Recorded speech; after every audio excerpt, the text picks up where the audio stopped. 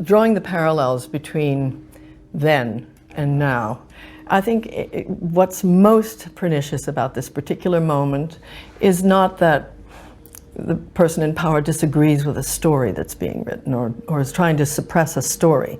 This is about trying to actually take the credibility away from the institution that delivers the stories.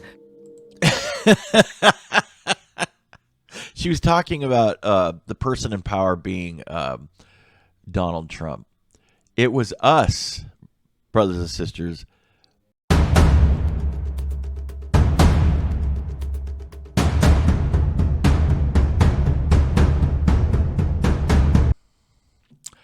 All right, brothers and sisters. Welcome back to the Last Dispensation. I'm your host, Troy.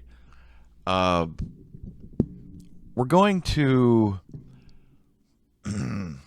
Well, I always try to entertain.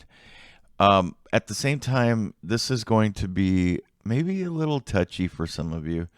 Some of you are going to be like, Troy, why are you going down these rabbit holes? Why are we discussing things that have very little to do with the gospel of Jesus Christ? Actually, you can relate everything to the gospel of Jesus Christ. And definitely what I'm about to show you guys, and we're going to discuss it while we talk about it. But Hollywood, and most of you know that Hollywood, the media, big government, shadow governments, they all are connected. That doesn't mean that there's one big cabal. Now, 3 years ago, I would have told you otherwise. I was a conspiracy nut, but now that doesn't mean that that I don't believe in conspiracies. I do. I absolutely do. I just don't believe they're that perfectly organized like I used to think. I think that there's a lot of different groups, entities, and people that scratch each other's backs, do it for greed. They might do it for greed. They might do it for a certain cause. They all have different interests, and most of them are selfish.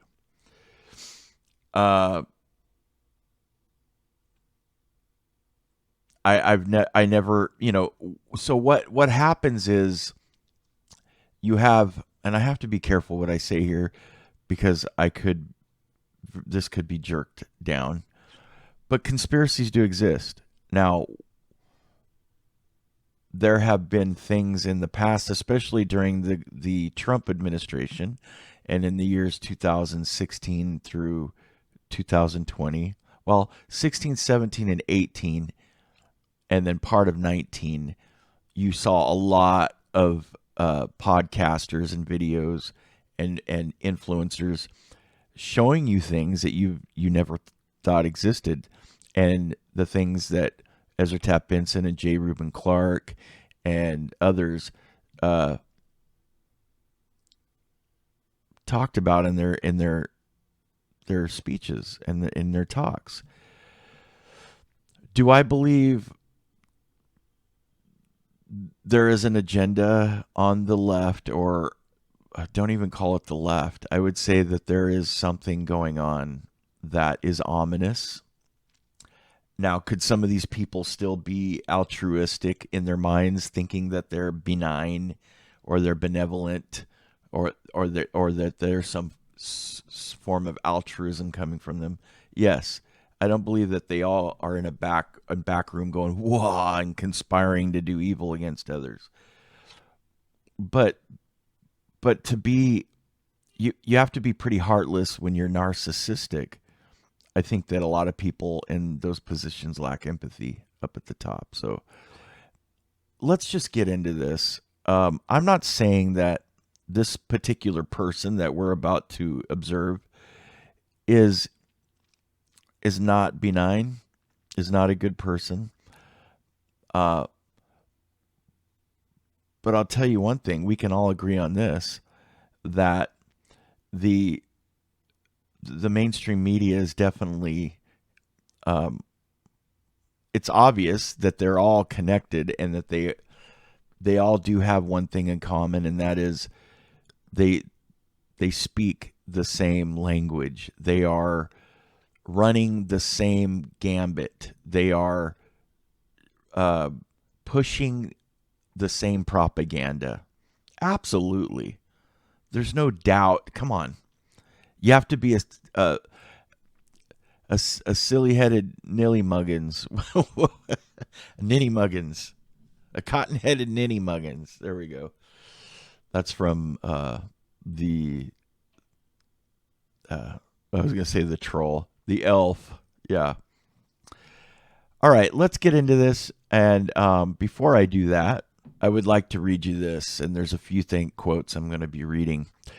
A secret combination that seeks to overthrow the freedom of all lands, nations, and countries is increasing in its evil influence and control over America and the entire world. Ezra Taft Benson. You guys know some of these quotes, and I will continue to read them throughout what I'm about to present, and I will be reacting to it. Let's call this guy Big T Hollywood. Okay. Big T Hollywood has been around for a while. I'm not saying that he is, and I'm calling him Big T Hollywood because I don't know if I say his name too many times. Who knows? It might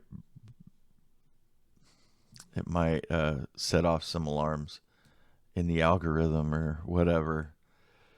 Now, is he a benevolent human being? Possibly. Is he pious? Sure. He and his wife, they're I think they're Greek Orthodox. But just watch, okay? Can you make connections that aren't connected in life? Yes. You can force puzzle pieces together that aren't supposed to go together. But just watch. We're going to react. We're going to watch and enjoy.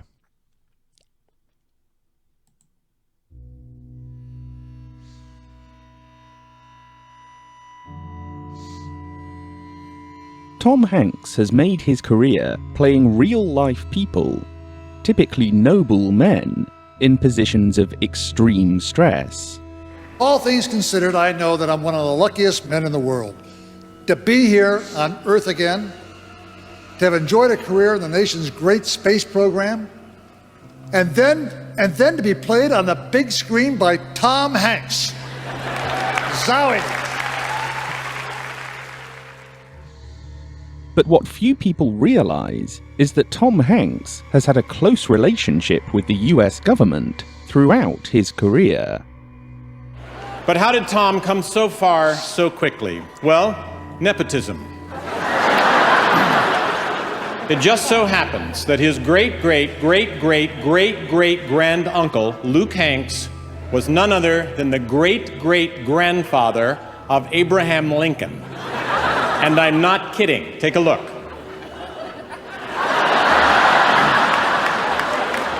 You can...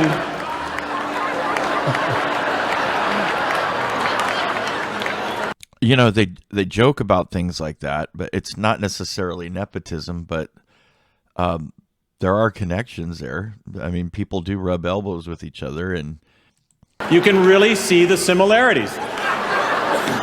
Except, of course, for the honesty. Among the real-life people Hanks has played are lawyer Jeffrey Bowers in Philadelphia, astronaut Jim Lovell in Apollo 13, ship captain Richard Phillips in Captain Phillips, pilot Chelsea Sullenberger in Sully, TV presenter Mr. Rogers in A Beautiful Day in the Neighborhood, and FBI informant Walt Disney in Saving Mr. Banks. Even in some fictional movies that take place with a true procedure or actual history behind it, that's where I automatically go to, is let's find out what actually happened. I think if you asked a lot of people, who would you like to play you in your life, who would you like to play? And I think that a lot of people would say Tom Hanks. I think Tom was at the top of everyone's Yeah. list. And we didn't know at first if he was going to be available. But he talked to his wife, Rita Wilson, about it, and she said, you need to do this story. So when he came round to your house, what did he want to know? It wasn't so much what he wanted to know, but what he wanted to tell me. The first thing I said to Richard Phillips when I met him was, I'm going to say things you never said, I'm going to do things you never did.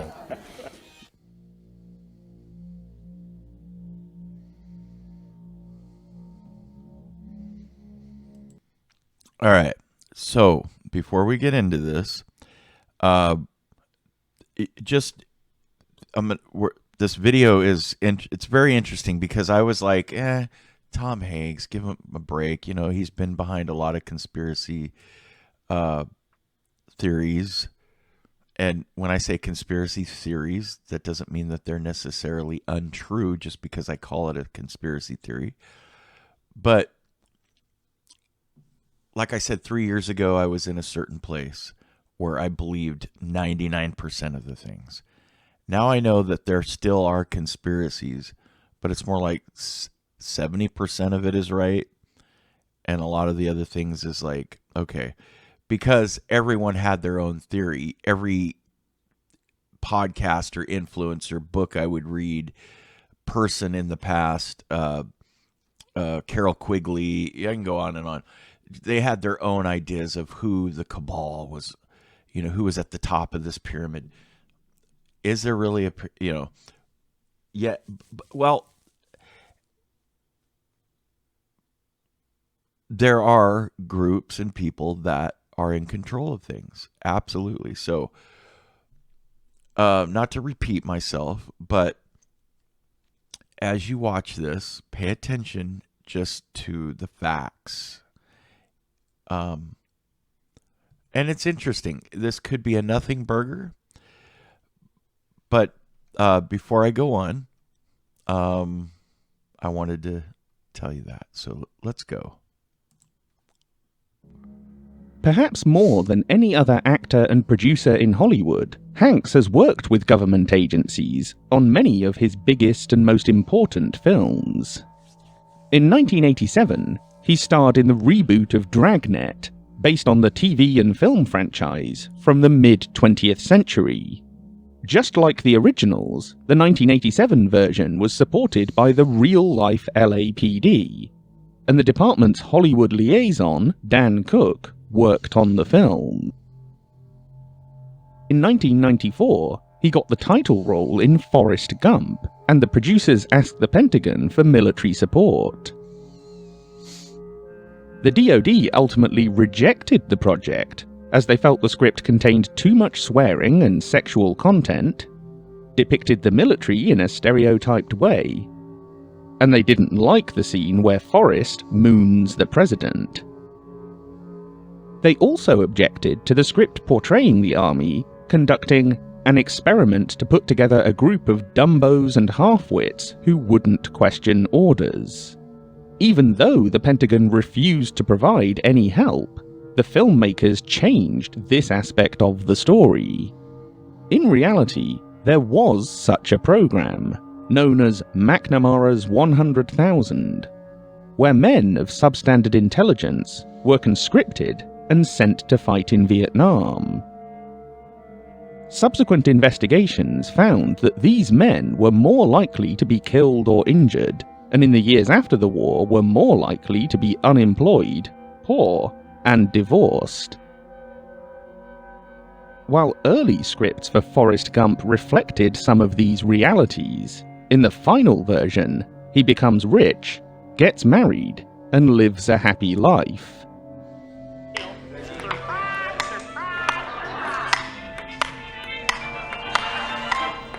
Gump, how can you watch that stupid shit? Turn it off. You are tuned to the American Forces Vietnam Network. This is Channel 6, Saigon. The following year, Hanks appeared in Apollo 13, which had support from both the military and NASA.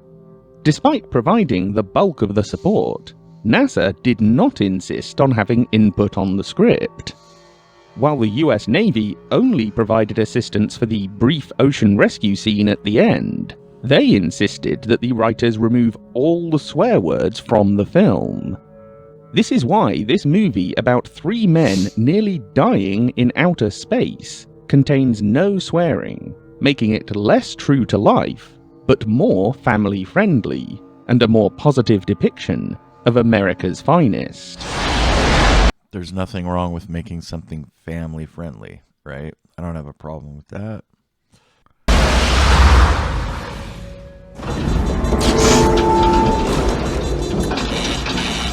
Hey, we've got a problem here. What did you do? Nothing, I stirred the tanks.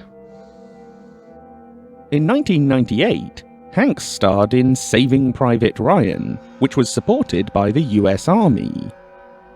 Though the plot is totally unrealistic, showing a small band of men setting out to rescue one soldier during an invasion that killed tens of thousands of people, this was another very positive image for the US military. In 2002, he starred opposite Leonardo DiCaprio in Catch Me If You Can, playing FBI agent Carl Hanratty. The character was a composite of several real FBI agents, and the FBI themselves supported the film. In 2004, Hanks played the lead in The Terminal, a film that was supported and rewritten by US Customs and Border Protection, a division of the Department of Homeland Security. In 2010, he was a producer and narrator on The Pacific, a TV series about Marines battling in the Pacific in World War II, which was supported by the Marine Corps. In 2013, he played Captain Phillips in Captain Phillips, supported by the US Navy.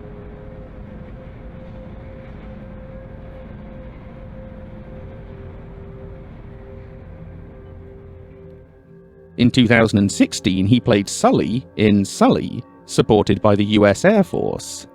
Hard not to call the movie Brace for Impact, but then you think terrorists are involved or something like that, so we didn't do it. But Sully is the right name for it. Oh, you yeah, really, he's the man. You embody everything about this man. Why now? This happened in January of 2009. Yeah.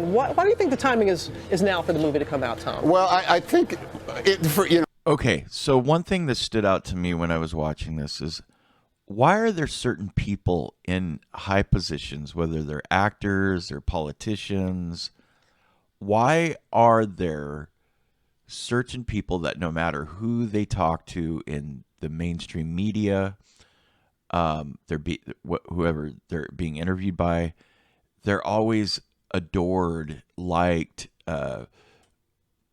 so much. I mean, they're respected, they're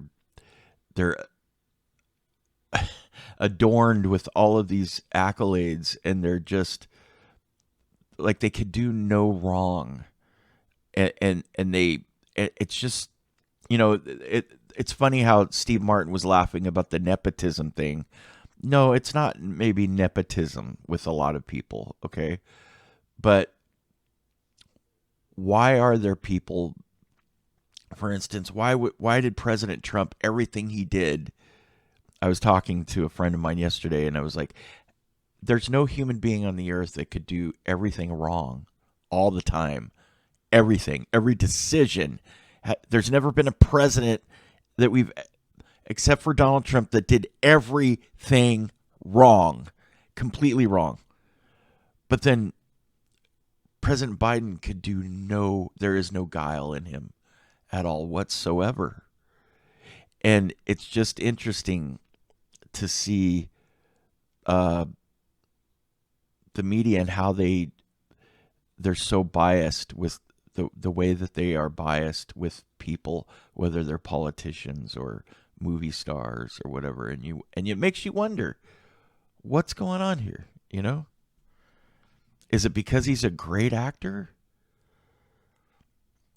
You know, for larger philosophical in January of 2009. Yeah. Why do you think the timing is now for the movie to come out, Tom? Well, I think for larger philosophical reasons, I think it takes a look at the social contract we have with our institutions. You know, there is a thing that is supposed to happen when you go to the airport and you have a ticket and you get on a plane and you fly from LaGuardia to Charleston, South Carolina. The worst thing that is supposed to happen is they lose your suitcase or you spill coffee on your lap. You're supposed to be able to have faith in a guy and a crew, men and women who come on and say, sit back and we'll get you there without any problems. A problem came up, but they still got there in one form or another. And I think that's always a good American lesson somehow, that you can have faith in our institutions. And in 2020, he starred in Greyhound, a fictionalized account of the Battle for the Atlantic in World War II, again supported by the US Navy. It really looks like you guys were on a ship on the water. How much of this movie were you on an actual boat, Tom Hanks? We shot on board for about 2 weeks on the USS Kidd, that is in the treacherous waters of the Mississippi River, right next to one of the better showboat casinos in Baton Rouge, Louisiana.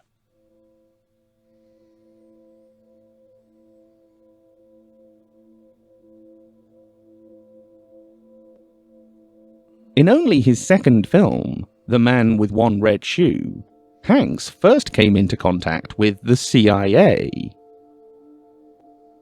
A producer at 20th Century Fox, Robert Court, was a former CIA officer, and he recruited 2 others to act as consultants on the movie. Years later, on Charlie Wilson's War, Hanks would get involved with the CIA for real.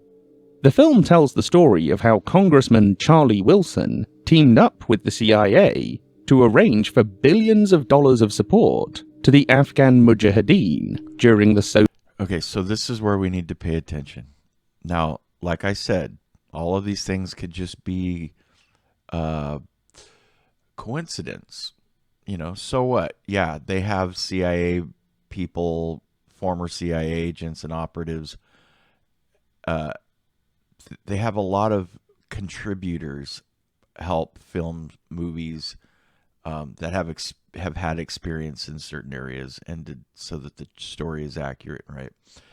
But just pay special attention to the rest of this. Now, before we go on, I'm going to read this quote. I'm going to read you this quote right here.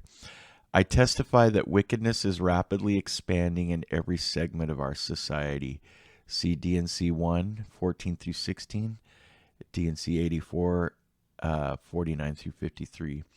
It is more highly organized, more cleverly disguised, and more powerfully promoted than ever before. And I'm not saying that what we're watching has anything to do with that, but just judge it for be the judges yourself. Secret combinations lusting for power, gain, and glory are flourishing. A secret combination that seeks to overthrow the freedom of all lands, nations, and countries is increasing its evil influence and control over America and the entire world.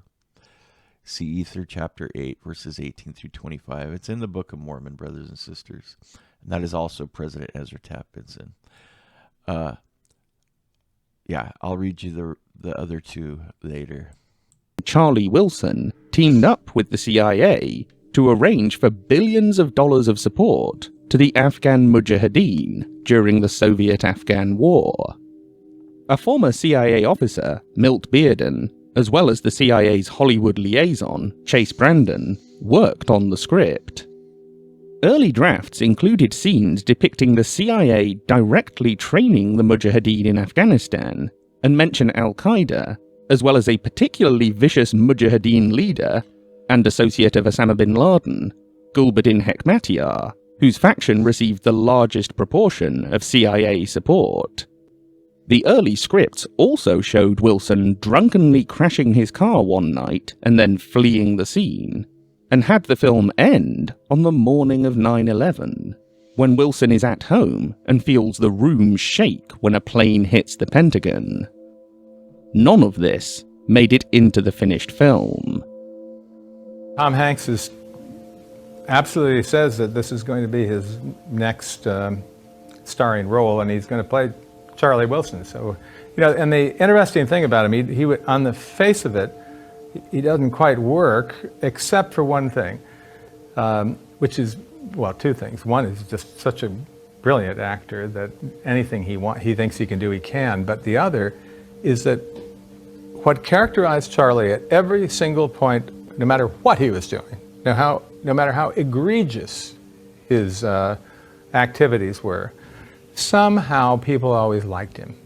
Somehow they always felt there was something redeeming, something maybe even underneath it all that was just great, that was going to come out at some point. And he never lost that, no matter where he was. And I really think that's what Hanks personifies.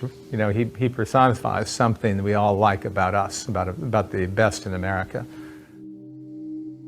The original book, and the CIA's own documents, make it clear that Wilson was recruited by the CIA to be their asset in Congress, not just winning money for covert operations, but also protecting the agency from stricter oversight.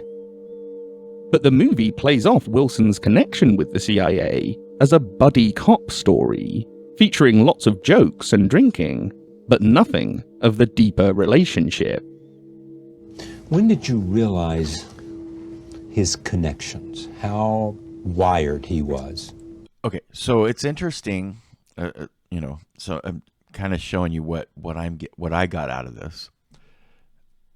The little things that stuck out to me is that Tom Hanks seems to play roles that whitewash things that really happened, or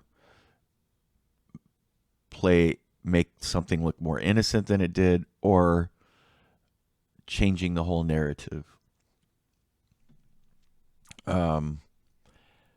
And you'll see this when we're talking about where he and Meryl Streep later are defending the mainstream media like they can do no wrong, like they only tell the truth. How wired he was in the region. I knew that he was wildly influential as a funder of the war, and I knew that he had very good relations with the CIA, and they liked him. But the idea that he had actually managed to insinuate himself, the first outsider ever to do this, into the clandestine services, into the actual inner sanctum of the CIA, which runs these clandestine operations, I just never thought that was possible or that it had happened. A few years later, Hanks again took the lead role in Bridge of Spies, which was produced with the US Air Force. It tells the story of lawyer James Donovan, who defended accused Soviet spy Rudolph Abel, and then negotiated a spy swap after the Soviets captured U-2 pilot Gary Powers. In the film, and in interviews, director Steven Spielberg reiterated how the Soviet Union never acknowledged Abel as a spy. And he had been embedded in this country by the Soviet Union, who, by the way, never acknowledged he was a spy. The Soviet Union never did. Even today, they don't. Apparently, you're not an American citizen. That's true. And according to your boss, you're not a Soviet citizen either. Well, the boss isn't always right, but he's always the boss. And Abel? And Abel lived a while longer. He died about 10 years after. I think he died in 1970, something like that. Nothing's known about him. The Russians never acknowledged he was a spy. Right. But in Bridge of Spies, Spielberg constantly refers to Powers as a pilot, when in reality he was just as much of a spy as Abel was. We little men, we just do our jobs. Like Lieutenant Powers. He's just a pilot. He was making photographs from 70,000 feet when he was shot from the sky. Likewise, the film overlooks how Donovan had worked for the OSS, the predecessor to the CIA, and that he received the Distinguished Intelligence Medal, which is usually reserved for CIA officers. As a result, The movie tells us that it is the other side, the Russians, who spy and cheat and manipulate, while our spies and intelligence assets are merely lawyers and pilots. Okay, so is there anything wrong with that? I mean, okay, so it would say Tom Hanks is defending the Constitution. He's defending, or of course, we're going to protect our CIA agents, spies, the best we can, and we're not going to expose game because it's a things get nitty and gritty and dirty when it comes to war and the Cold War and espionage and covert operations, right? So we're going to protect our own, right? Okay, so let's... Spies and intelligence assets are merely lawyers and pilots. I think Tom's performance is just wonderful, and I don't know many people who can do that kind of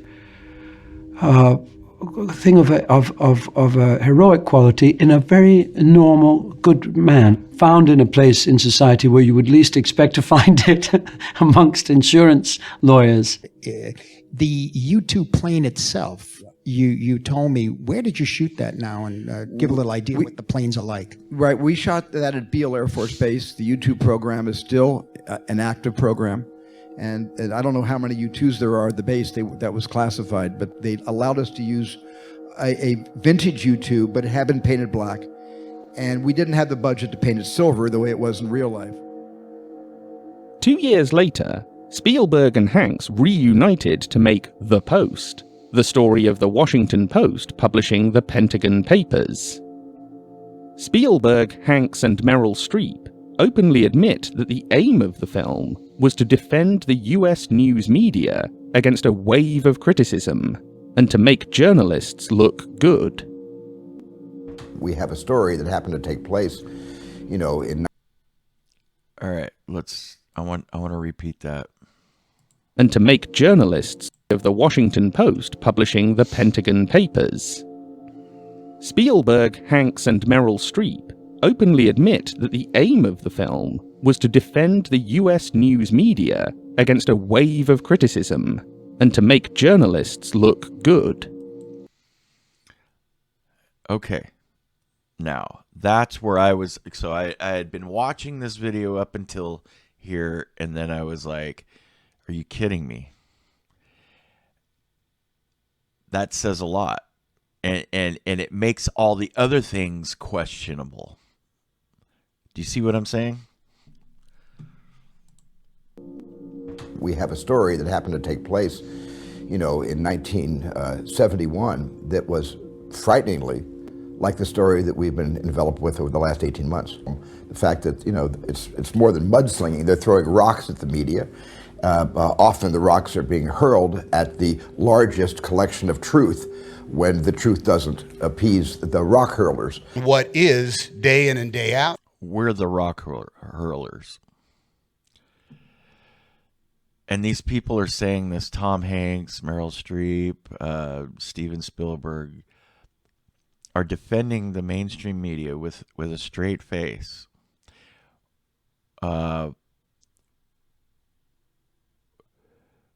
2017, that was when Trump was in office. Okay? The Post came out, and where there was fake news. Lots of fake news. So, I mean, it's still here, but you get it? You get it? Am I wrong? Is this just conspiracy theory nut job stuff? Before we go on, let me read you this. Satan is making war against the very foundations upon which society, government, and religion rest. He plans to destroy freedom, economic, political, and religious, and to set up in place thereof the greatest, most widespread, and most complete tyranny that has ever oppressed men. The beast, brothers and sisters. He is working under such perfect disguise that many do not recognize either him or his methods. He comes as a thief in the night. He is a wolf in sheep's clothing. Without their knowing it, the people are being urged down paths that lead only to destruction. First Presidency Heber J. Grant, J. Reuben Clark Jr., David O. McKay, Conference Report, October 1942, page 14. Some heavy stuff there. I'm going to go ahead and read you this one, too. I testify that wickedness is rapidly expanding in every segment of our society. It is more highly organized, more cleverly disguised. Did I already read that one? I did. I already read that one. Okay, let's read it again. Let's just reiterate here. I testify that wickedness is rapidly expanding in every segment of our society. It is more highly organized, more cleverly disguised, and more powerfully promoted than ever before. Secret combinations lusting for power, gain, and glory are flourishing. A secret combination that seeks to overthrow the freedom of all lands, nations, and countries is increasing its influence, evil influence and control over America and the entire world. I testify, by President Ezra Taft Benson. You guys should go read that talk. It's a really good talk. That was 1988. 1 year before I graduated from high school. All right, here we go. And often the rocks are being hurled at the largest collection of truth when the truth doesn't appease the rock hurlers. What is day in and day out now an assault on the truth. And I'm sorry, there is only one truth. Drawing the parallels between then and yes, Tom Hanks, there is only one truth. And now, I think what's most drawing the parallels between then and now, I think what's most pernicious about this particular moment is not that the person in power disagrees with a story that's being written or is trying to suppress a story. This is about trying to actually take the credibility away from the institution that delivers the stories.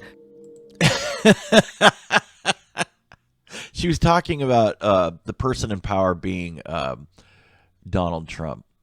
It was us, brothers and sisters, and you know, I've never really gotten that political in this program, but I think I'm going to be a little bit more from now on, because that's just the way it is. Ideology and religion, theology and ideology are synonymous in terms.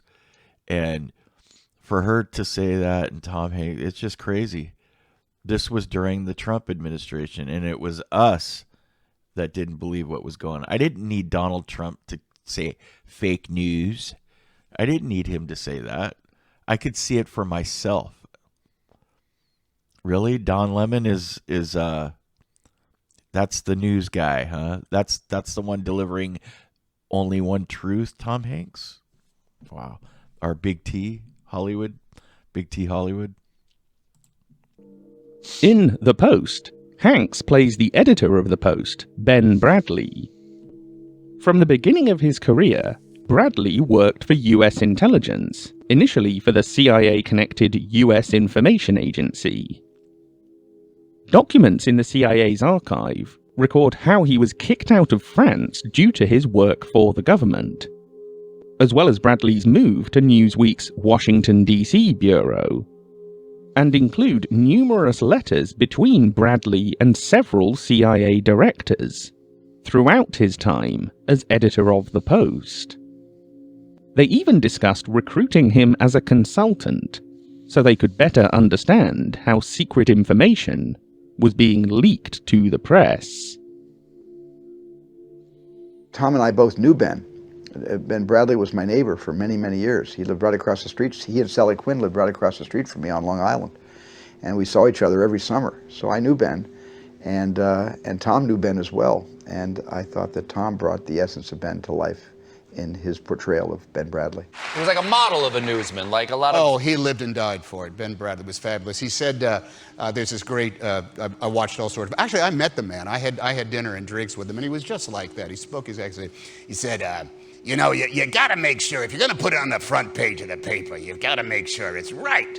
Because if you're wrong, You gotta Yeah. eat it for the next 24 hours. And it doesn't taste good. In 1982, Washington Post reporter Bob Woodward had a story about the CIA training the Contras, an ultra-right-wing terrorist gang in Nicaragua who were fighting the Sandinista government. But the story was never published because Bradley killed it, telling Woodward that it wasn't news unless the CIA were doing this without telling the president. While the Post acknowledges Bradley's close relationship with the Kennedys, it ignores his much more important role as a CIA asset. Instead, Bradley is heroized as an uncompromising truth-teller who resists the government's attempts to censor the media. When the state goes after the press, it's a very dangerous situation in a democracy because it gives license all around the world for this to happen. I think out of that came a new kind of work ethic from him that just said, look, there is an incontrovertible truth out there. And as long as you can confirm it, you must print it, letting whatever personal chips fall as they may. I believe that whole thing, that whole period that Trump was in office, that those movies were made, and the Post, that those interviews, were given, was to try to convince us knuckleheads like we are. Oh, okay, yeah, I'm sorry. Yeah, there's only one truth, right? Yeah, there is only one truth, and it was to say that there was no fake news, or that the press was being attacked by conservatives.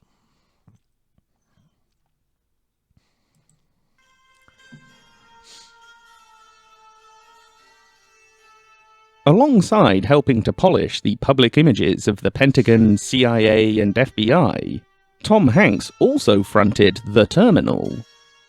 Based on real-life stories, The Terminal is the classic example of a Hanks-Spielberg film.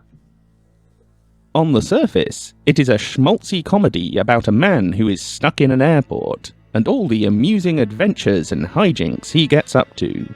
But underneath that, it's an image of American society. Hanks, as an outsider, learns about America by living at the airport, and as he learns, so do we, the audience. The giant airport set for the film was built at the US Air Force's Plant 42 complex, near the Lockheed Martin Skunk Works. In the story, the airport functions as a microcosm for American society, featuring working for less than minimum wage, criminal illegal immigrants, I take a knife and I stab him in his chest. product placement, sexually aggressive women who hate men, I just wish the sex wasn't so amazing. Okay. It's pretty amazing. All right, bye-bye. warrantless search and seizure,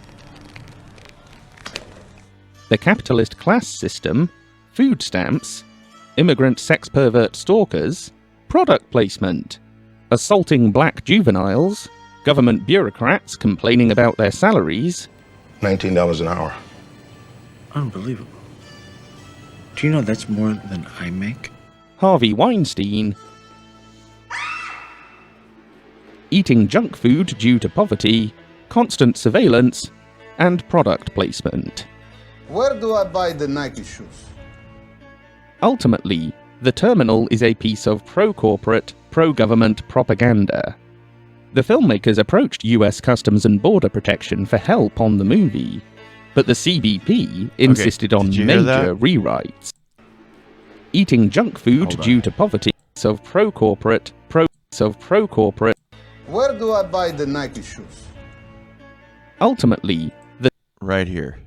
The terminal is a piece of pro-corporate, pro-government propaganda. Pro-government. The filmmakers approached US Customs and Border Protection for help on the movie, but the CBP insisted on major rewrites. Ann Sitman, head of their television and motion pictures division, explained that they cooperated because it was an opportunity to influence what people see and how they react to it. In the script they reviewed, the port director was written as evil and on the take. So they had Spielberg redesign the story to soften the character and make the CBP look heroic. So the potato chips are quick kosher. Okay. And this apple, Big apple. Big apple. the big apple, represents the Liberty Rebels. Okay? A draft script shows just how much the film changed from its original incarnation. The film was originally a psychological thriller about US immigration policy, where Victor and other immigrants and foreigners are frequently shown being bullied and harassed by government officials. The opening line of the film sees the port director tell his subordinate, "When the toilets of the third world flush, all the shit comes pouring through those doors." When Victor is first detained, he passes a Chinese man who is shaking with fear while pledging allegiance to the US, an Arab couple whose luggage is being torn apart by dogs, and a Vietnamese refugee whose baby is forcibly taken from her by an immigration officer. Victor is locked in a cell for hours before anyone explains to him what is going on. Staying at the Ramada Inn? Keep the change. The script frequently refers to Victor being afraid, panicked, even terrified, as he witnesses the brutal impact of the US government on petty criminals and illegal immigrants, and experiences it himself. But once Spielberg came on board, and the CBP insisted the filmmakers rewrite the script, The Terminal evolved into a light-hearted comedy, where the struggle between Victor and the government officials is played off as a joke, a fun... The CBP is the Customs Border Protection. Script. The Terminal evolved into a light-hearted comedy, where the struggle between Victor and the government officials is played off as a joke, a fun game where everything is all right in the end. Instead of exploring the experiences of a man caught up in the Kafkaesque machinations of state bureaucracy, it was diluted into a xenophobic feel-good comedy and an extended advert for all the shit you can buy in airports. Well, what I do? There's only one thing you can do here, Mr. Navorsky. Shop.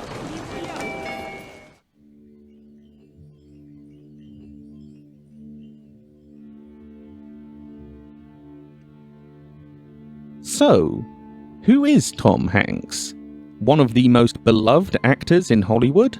A frontman for propaganda? Or both simultaneously? Thomas J. Hanks.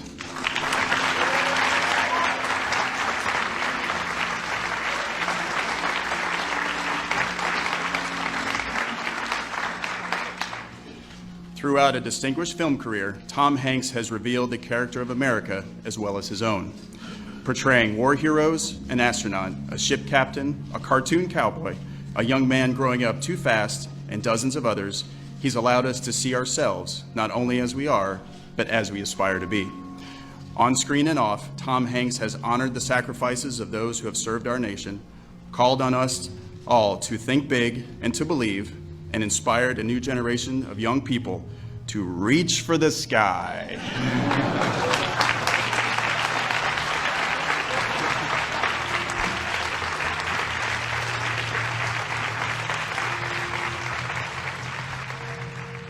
His disarming performances act as a cover for the authoritarian and often nationalistic subtexts in many of his films, putting a friendly face on state-sponsored entertainment. Why do you think you always get picked to play this kind of role? I think I'm an ordinary looking guy. I'm just this dude with a big ass and a squeaky voice and my father's nose. You know, a lot of people trust you, and it's true. Hanks functions as a non-threatening John Wayne, reflecting a comforting image of America back at itself and projecting that image across the world. And look, it's not necessarily anything that has come out, that is stated, but it ends up being imprinted somehow in key moments of the behavior throughout. And that is a wonderful thing to be able to have in your pocket.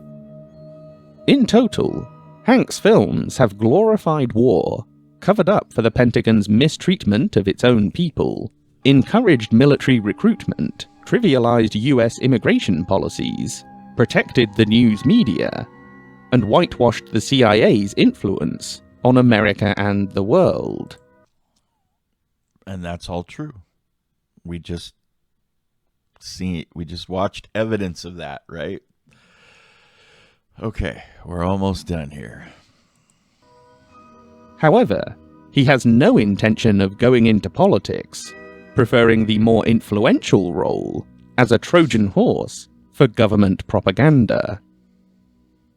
I've asked you whether you wanted to be a candidate in the past, and you said, no, I would never run because I'm an actor. What I do is I empathize with other people and I tell their stories. I'm not a politician. You should run for president. Yeah. Ever thought about it? Ever considered it? Are you out of your mind? I will find my own way to preserve, protect, and defend the Constitution of the United States without getting paid for it.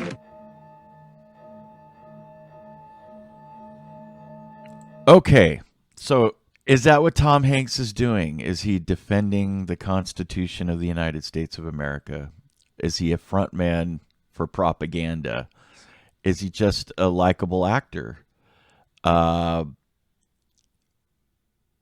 Is there anything to all of these things that we just watched? Is there a pattern for all of the movies that he's made? I think there's something to it, personally. It's got to pass muster, right? With the powers that be. I know I'm speaking very vague and ambiguously, but you guys get it. All right. So you do with this what you will. I just thought it was interesting.